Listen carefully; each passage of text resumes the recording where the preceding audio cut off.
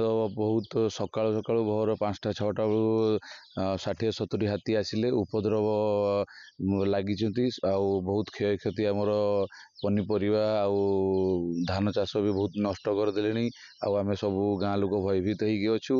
ପୁଣି ଏବେ ଶୁଣାଉଛି ବଳଦିଆ ଜଙ୍ଗଲରେ ଅଛି ଯେ ପୁଣି କେତେବେଳେ ରିଟର୍ଣ୍ଣ କରି ଯାଇପାରେ ଆଉ ସେଥିପାଇଁ ଆମେ ଚାହୁଁଛୁ ଫରେଷ୍ଟ ଡିପାର୍ଟମେଣ୍ଟ ଆସିକି କିଛି ଆମକୁ ସୁରକ୍ଷା ଦିଅନ୍ତୁ।